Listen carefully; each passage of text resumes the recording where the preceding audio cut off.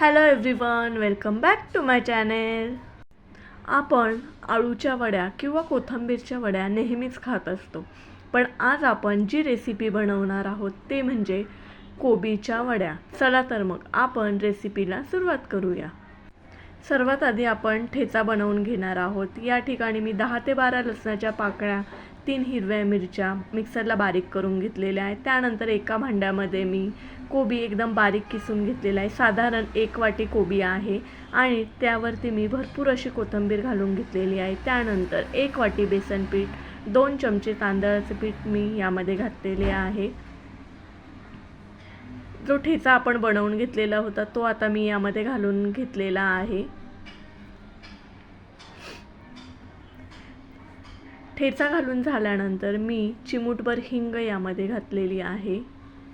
त्यानंतर थोडासा ओवा मी या ठिकाणी घेतलेला आहे. ओवा चांगला हातावर क्रश करून आपल्याला घालायचा आहे. साधारण अर्धा चमचा ओवा मी घेतलेला आहे.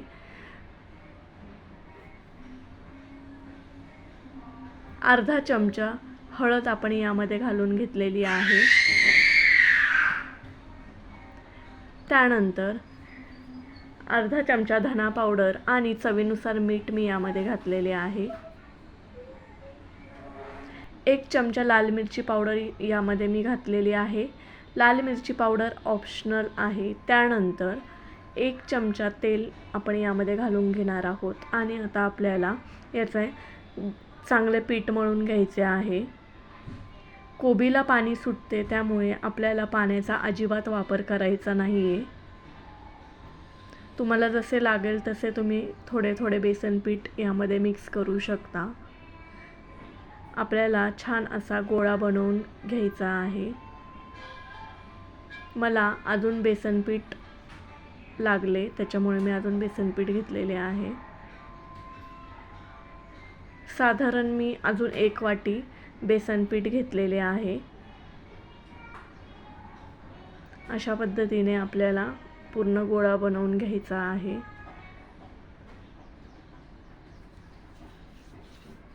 बेसन पीठ योग्य प्रमाणातच आपल्याला घालून घ्यायचे आहे. जास्त प्रमाणात बेसन पीठ वापरायचे नाही आहे, जेणेकरून बेसन पीठ जर जास्त झाले तर त्याची चव देखील बिघडू शकते.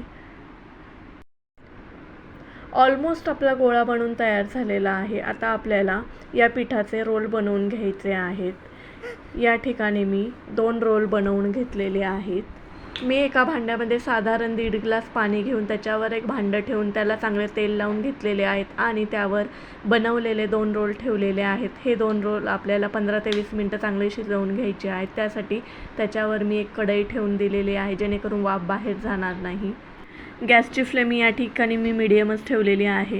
साधारण एक 20 ते 25 मिनटे झालेली आहेत. आता आपण झाकण उघडून पाहणार आहोत की आपल्या वड्या शिजलेल्या आहेत की नाही. या ठिकाणी मी नाईफचा वापर करून पाहणार आहे की आपले रोल शिजलेले आहेत की नाही. तुम्ही पाहू शकता नाईफला अजिबात पीठ चिकटलेले नाही, याचा अर्थ वड्या आपल्या चांगल्या शिजलेल्या आहे. आता मी गॅस बंद करून वड्या 10 ते 15 मिनटं थंड होण्यासाठी ठेवून दिलेल्या आहेत.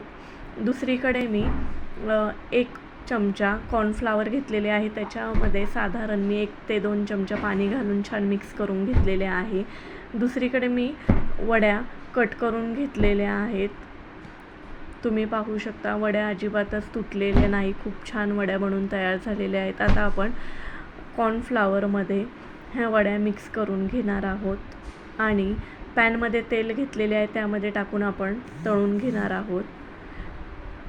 मी या ठिकाणी तेलाचा अगदी कमीत कमी वापर केलेला आहे. मी डीप फ्राय न करता शॅलो फ्राय केलेला आहे. तुम्ही पाहू शकता वड्या एक साईडने भाजून झाल्यानंतर आपल्याला पलटी करायच्या आहेत.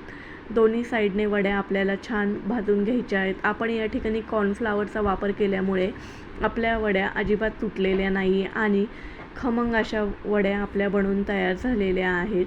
तुम्ही पाहू शकता खूप सुंदर रंग वड्यांना आलेला आहे.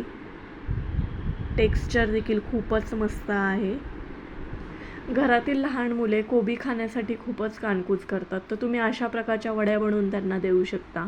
हे खाण्यासाठी देखील कोबी खूपच हेल्दी आहे आणि अगदी कमीत कमी साहित्यामध्ये, घरगुती सामानामध्ये आपल्या ह्या वड्या बनवून तयार होतात. तुम्ही नक्की ट्राय करा आणि मला तुमच्या प्रतिक्रिया कळवायला विसरू नका. व्हिडिओला लाईक, कमेंट, शेअर आणि चॅनेलला सबस्क्राईब करायला विसरू नका. धन्यवाद.